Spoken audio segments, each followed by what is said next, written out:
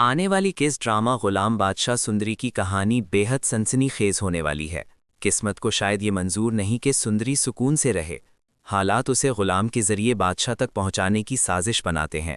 एक अंदो नाहक मोड़ पर सुंदरी और उसके वालिद एक हादसे का शिकार हो जाते हैं और इसी लम्हे गुलाम वहां पहुंचकर उनकी जान बचाता है। लेकिन गुलाम से एक ऐसी संगीन गलती हो जाती है जिसके नताइज न सिर्फ उसके लिए जानलेवा साबित हो सकते हैं बल्कि सुंदरी भी खतरे में आ जाती है। अपनी मुसल्लहत के तहत गुलाम सुंदरी और आशिक को महल ले आता है। अब सवाल यह है कि क्या जानदाद आशिक को पहचान लेगा और क्या वो जान पाएगा कि सुंदरी उसकी भतीजी है। सबसे अहम सवाल ये कि बादशाह का रद्दे अमल क्या होगा जब वो सुंदरी को गुलाम के साथ देखेगा। दूसरी तरफ बादशाह सुंदरी की तलाश में पागल हो चुका है मगर उसे कोई सुराग नहीं मिलता। सुंदरी अपने वालिद के साथ एक और जगह मुंतकिल हो चुकी है। इसी दौरान एक नया मसला खड़ा हो जाता है।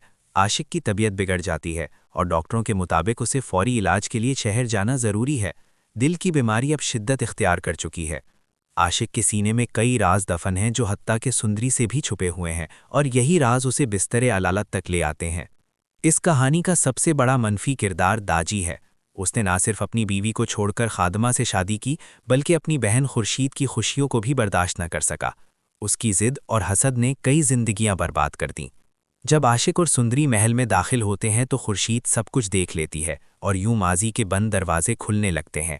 आशिक अपनी बीमारी की हकीकत सुंदरी से छुपाए रखता है मगर सुंदरी महसूस कर लेती है कि उसके वालिद अंदर ही अंदर टूट चुके हैं। एक जज्बाती लम्हे में सुंदरी अपने वालिद से पूछती है, बाबा, आपने मेरा नाम सुंदरी क्यों रखा? आशिक जवाब देता है, बेटी, ये नाम बहुत खूबसूरत है और ये तुम्हारी माँ का नाम था। माँ का नाम सुनते ही यादों का सैलाब उमड़ आता है। सुंदरी सवाल करती है कि वो कभी अपनी माँ की कब्र पर क्यों नहीं गई। आशिक बात बदल देता है और शहर जाने की बात छेड़ देता है।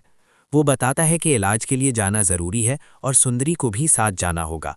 ये सुनकर सुंदरी बेचैन हो जाती है मगर मजबूरन राज़ी हो जाती है। आशिक नहीं जानता कि ये सफ़र उसकी ज़िंदगी का सबसे बड़ा मोड़ साबित होगा। रास्ते में एक खौफनाक हादसा पेश आता है।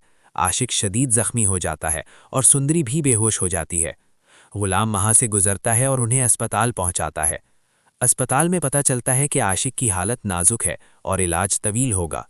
गुलाम सुंदरी को बताता है कि उसके वालिद को कुछ दिन यहीं रहना होगा और उसे रिहाइश का बंदोबस्त करना पड़ेगा। सुंदरी घबरा जाती है, उसके पास कोई सहारा नहीं।